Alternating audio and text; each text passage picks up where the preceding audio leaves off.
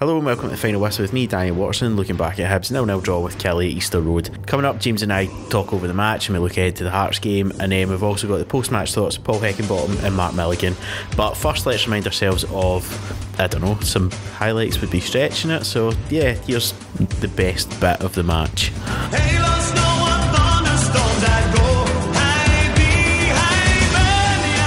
He's got his whistle in his mouth, blows for full time here at Easter Road. It finishes Hibs 0, Killy 0. Firstly, to anyone listening to this, fair play to you, like really, good on you. It's not going to be a lengthy podcast, is it? No, well, we try and spice it up for the listener. And I emphasise the listener because we take like bets on if we can get over or under 10 minutes on this. I think we'll go over 10. I'm not optimistic about going over 15. Yeah, okay. Between 10 and 15, that's fine. We'll offer non-existent odds. Yeah. Place your non-existent bets. I mean, you can PayPal us if you want. That's it. Yeah. Yep, thanks for listening. That's the game covered. So 0-0. I suppose if you want to take the positives from it, it's top 6 is confirmed. Hashtag top 6 confirmed. Yep, and on time this time actually. It's actually confirmed. We've gained a point on Hearts. They've lost 3-0 at Ibrox, but it was also an improvement on the last time we played Kelly, because these things come in threes. So there's your third positive. Go, sum it up. I mean, it wasn't a great game of football. There's not too many people, who are going to be tuning into BBC Alba. I believe the game's on tonight.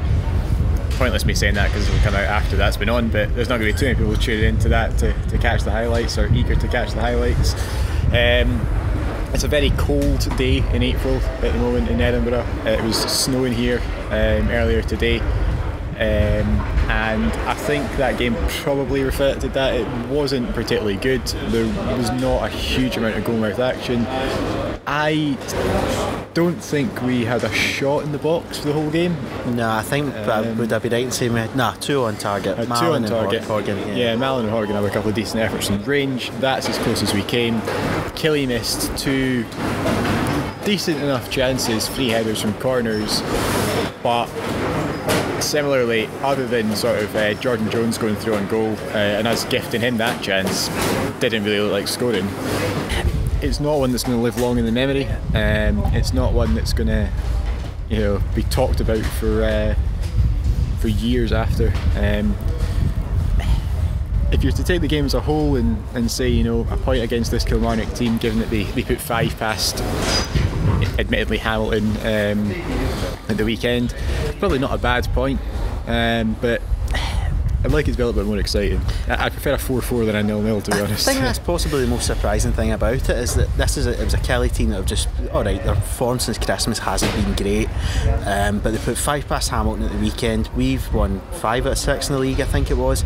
Usually these games are, with the exception of December in Rugby Park, which is the absolute worst of the worst in a long time, they're very entertaining, they're end to end. This almost had the feel of 8th v 9th on the last day of the season in the bottom 6. It was so kind of slow and sloppy.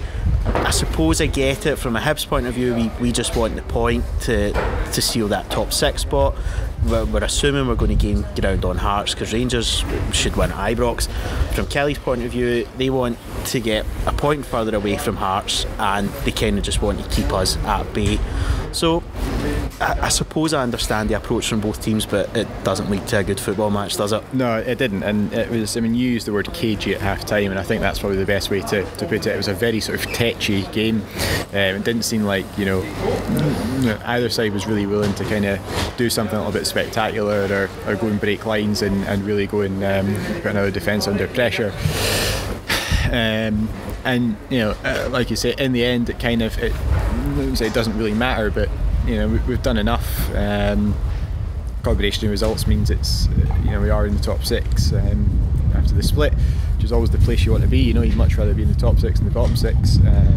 So from that point of view, it's not bad, but like I say, it certainly wasn't a thrilling contest, and for all the positives you can take away, there's negatives in the fact that we didn't really create many chances. We never really looked like scoring, and I think given that we've got the derby coming up, which is the most blood and thunder game possibly in the world, to be honest. We're going to need to move the ball a hell of a lot quicker than we did tonight. Yeah, it actually kind of had with almost Tynecastle vibes, in the sense that it was 0-0, it wasn't that great, and there was loads of yellow cards. Yeah. There was no balls crossing the line but not given though. So, but yeah, I mean, you would kind of expect a 0-0 at Tynecastle, but you maybe wouldn't quite expect it to be as boring as that. You know, maybe a little bit of chaos. But these games at Tynecastle, I think, for the neutral are that boring. It's just because you're sitting there as a fan. That's true. Every single pass is going to lead to either a goal or something going horribly wrong. Yeah. Well, I mean, I think everything watching Hibs is going to lead to something horribly wrong. But yeah, you're right. I mean, games against Kilmarnock and games against Hearts, there's no comparison really. But it did have the feel of, a kind of, I wouldn't say high pressure game, but the kind of game where both sides have something to lose, which from a Kilmarnock point of view is a little bit kind of bizarre in that they don't really have an awful lot to lose by coming out and beating us, or coming out and going for the win. I think did they stay third with that point? They stay third, yeah. So Aberdeen now go level with them, so we're 6 points behind third place. So Steve Clarke will be saying, I'm sure, that they've come to a difficult ground and picked up a valuable point that keeps them in third, and like I say, it kind of keeps both ourselves and Hearts at bay. The last thing they'll want is to lose a match that sees 4 teams come into the European race. Yeah, exactly, and it's, I mean, if you're Steve Clarke and you're coming away to the top 6 teams, and as long as you don't lose, it's a good result. Obviously, when you get into the split and that's the only games you have left to play, it's a little bit of a different prospect. But I think at this stage in the season, it's probably as good a point for Kilmarnock as it is for us, in that sense. But I mean, if I'm in the Kilmarnock end, I'm a little bit disappointed that we didn't go on and win it, given they created sort of the better chance, for lack of a better phrase. So yeah, let's see how long we go then. It's one change from the win over Livy. Slivka comes in for McGregor. I get that. It's obviously dressing up Darren McGregor. It's a lot of football he's played recently. 5 of the same 11 from the 3-0 defeat at Rugby Park in December, which again, I think, were you in Australia at the time? Yeah. You lucky son. I said to you at half time, our best player was to be honest, I wish I was in Australia tonight. It's freezing. Our best player at Rugby Park in December was the electricity box, and even that let us down in the second half. So it's a big difference between then and now for Hibs, at least, I suppose. And right, okay, let's see. So the opening 20 minutes, I've written absolutely nothing. I've written the word cagey stuff. Slack passing from both.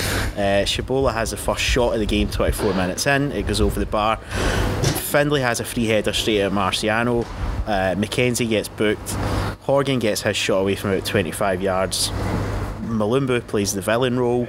Broadfoot has a header straight at Marciano, and that's the first half. It's like listening to you read like BBC live text or something. I mean, I would be all for going around and pulling the wires out again, if it meant that we all got to go home early, because I mean the first half was not good at all, and one saving grace, it was not good for either side really, to be honest. It was kind of, at least the first half against Livingston last week, we had a chance.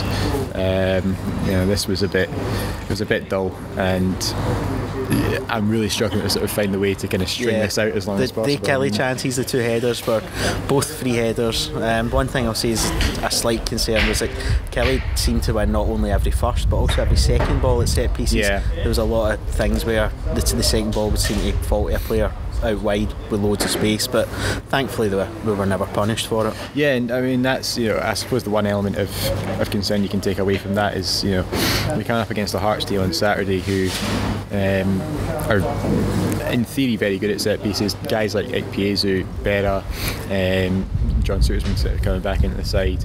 They're all big lads. They're all able to sort of throw themselves at corners, and for all that we do sort of maybe laugh at Hearts for being a little bit direct, it works for them, and they do have players out wide who can get those kind of crosses in the box.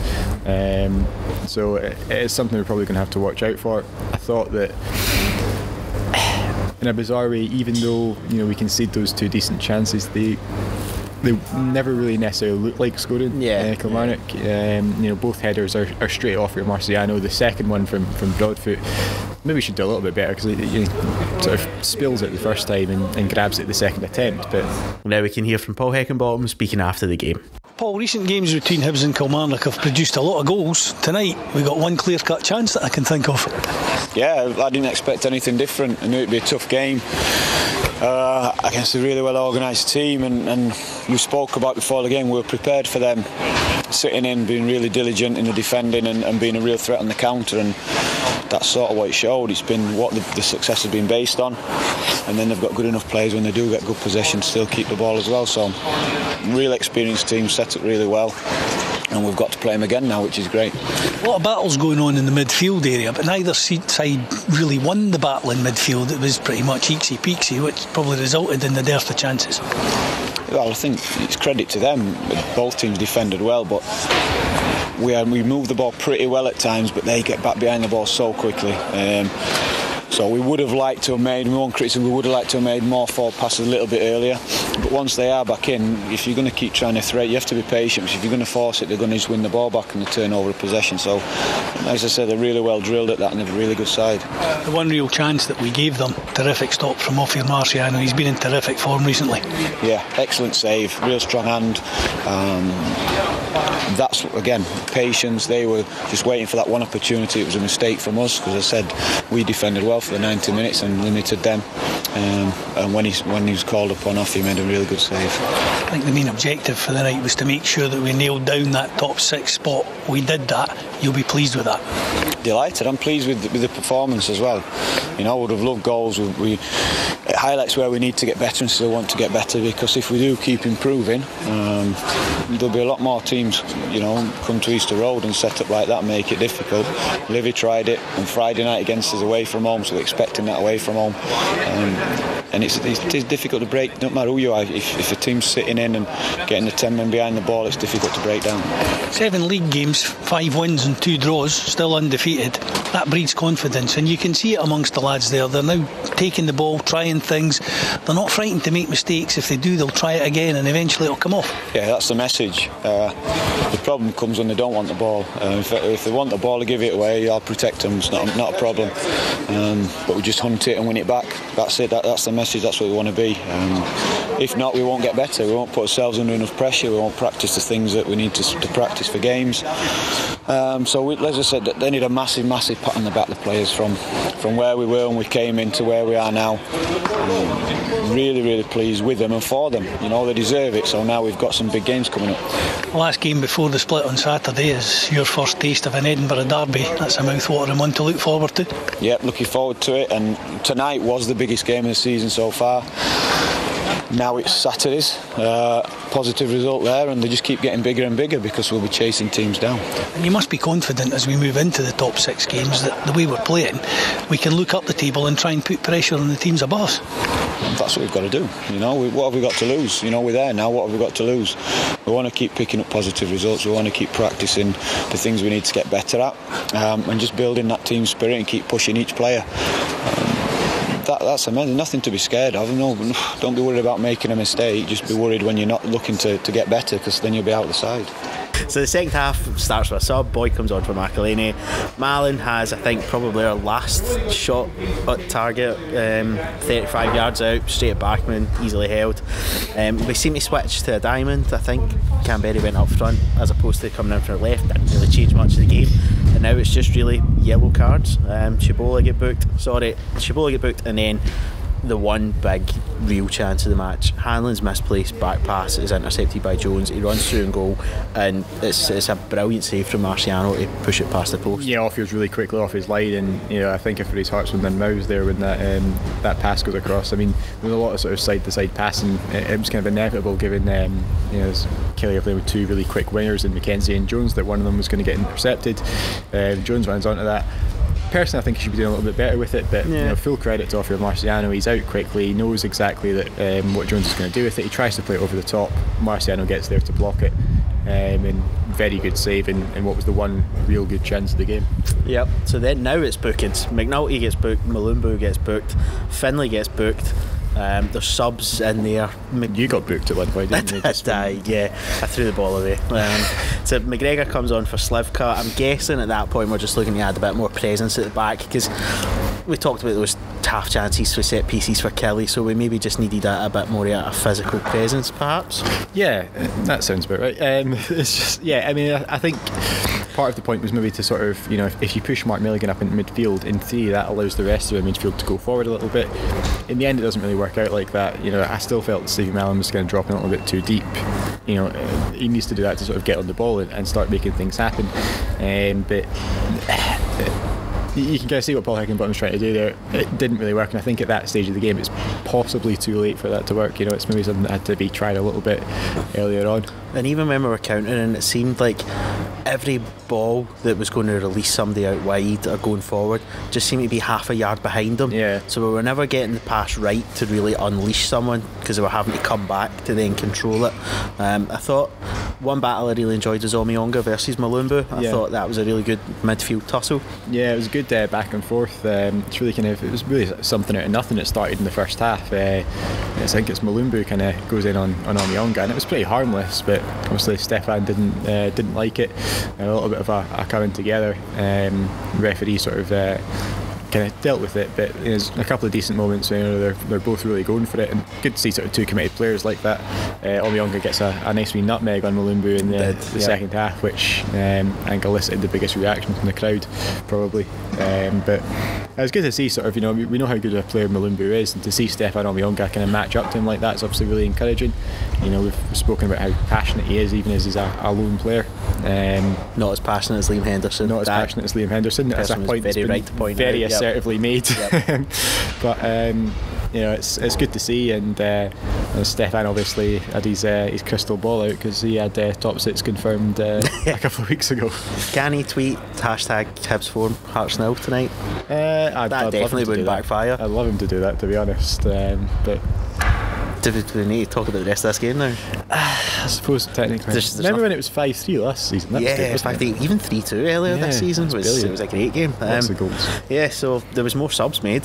That happened. Yep. There was lots of subs.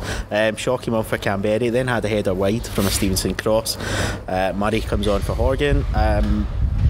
McNulty has a good run. There's a cross that's cleared. And then I thought we were about 15 minutes to go when Aberdeen went 2-1 up at Pittodrie.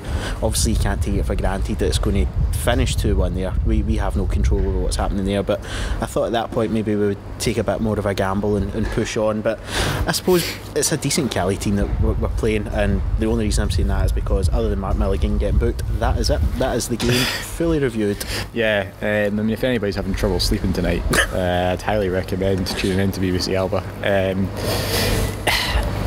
I think we've kind of, you know, said as much as we can say that it's not going to be one that lives long in the memory, and it's a solid enough point. You know, you'd take a solid enough point at home to this Kilmarnock team, given that they handed us a bit of a doing in December.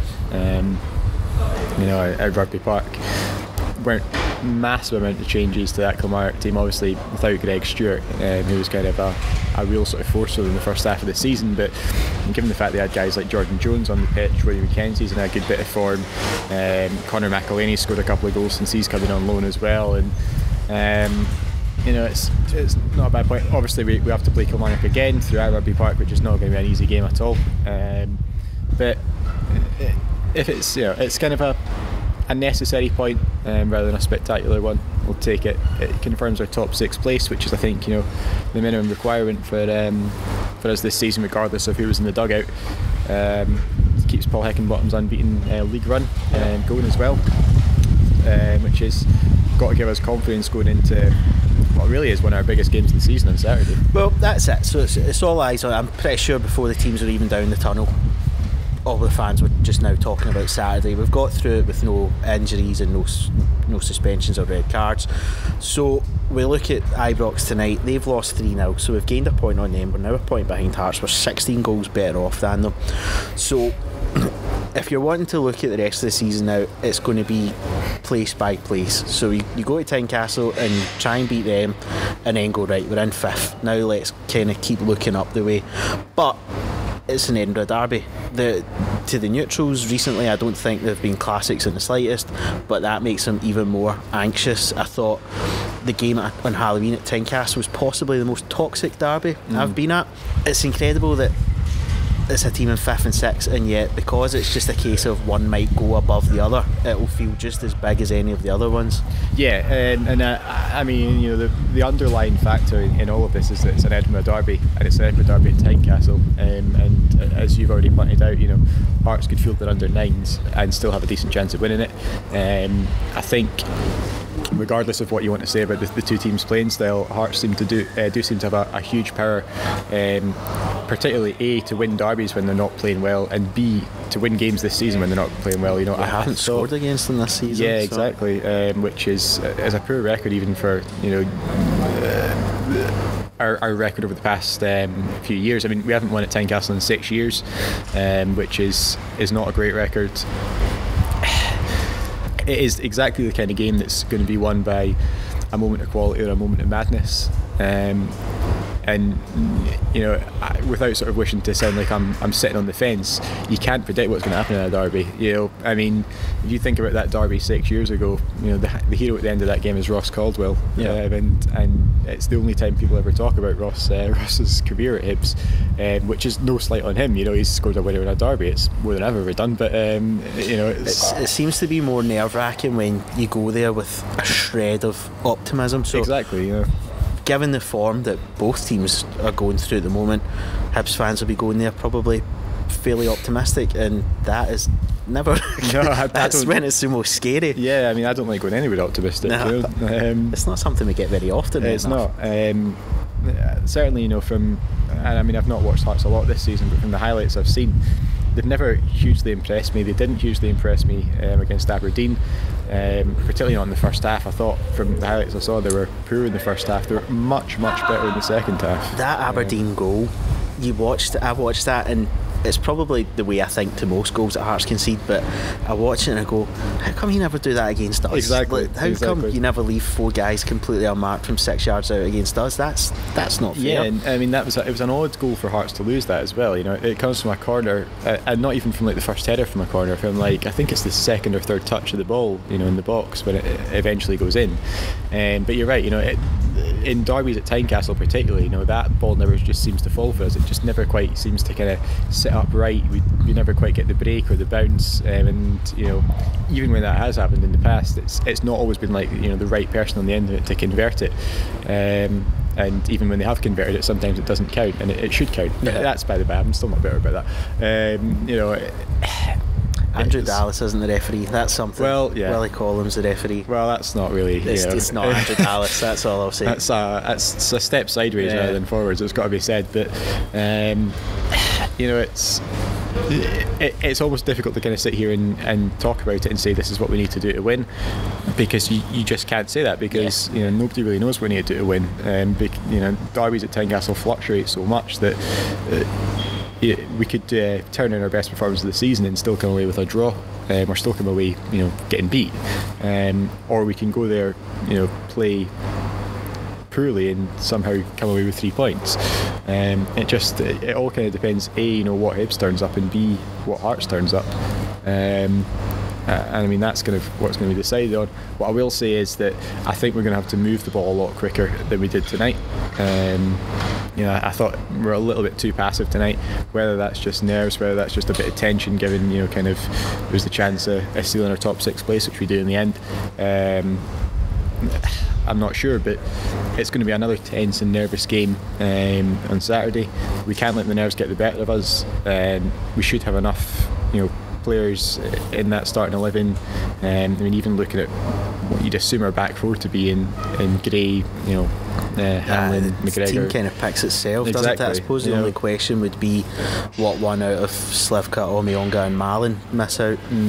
Exactly, and you know, like I said, there should be enough characters in that team who've been through all this before, who've played in these derbies before, who know what's at stake, who can kind of galvanise the other players and you know, really kind of get hold of them and say, look, this is what's required today. It's going to be one of those things where, or one of those games, you know, much like the Old Firm, I think, last week, the Glasgow derby last week, where, you know, it's going to be a big fight in some places. A game of football might break out. I think is probably the best way to put it. And we know the kind of powder keg atmosphere that Tynecastle can generate on games like this. I don't think there's an awful lot between the sides. I think you saw that in December when Hearts came here and won. You know, they win through a wonder strike from Ollie Lee.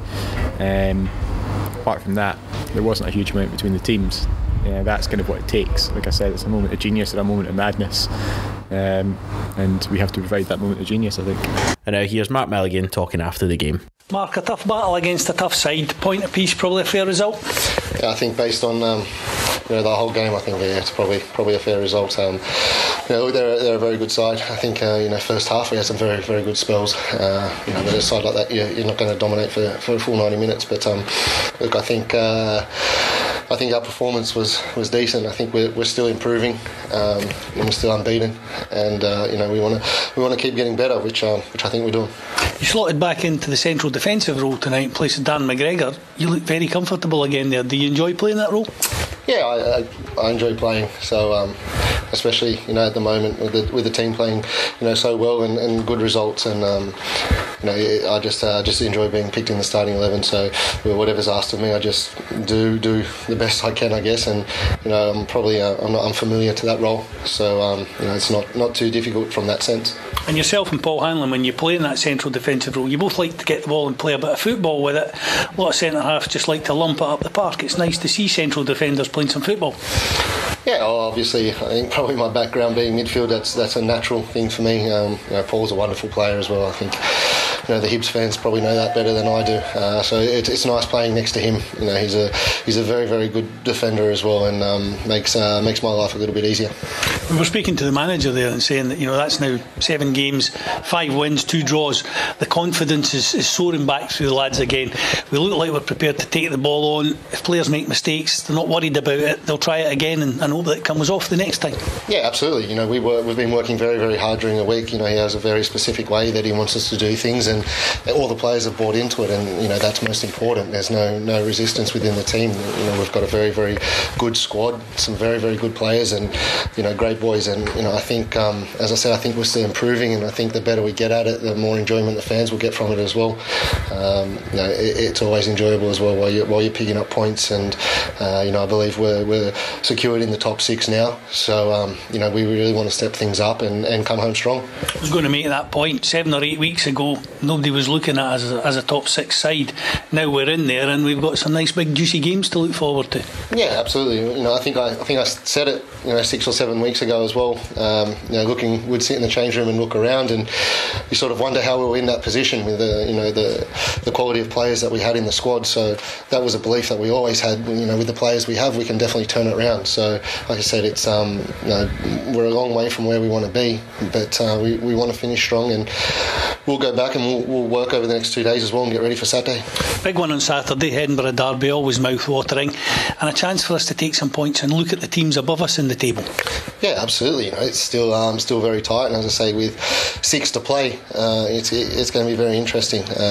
We've always set our sights on the team in front, and going into such a big game, being the derby, there's a lot on the line for both teams, and I think we're in a very good place to be going into this match at the moment.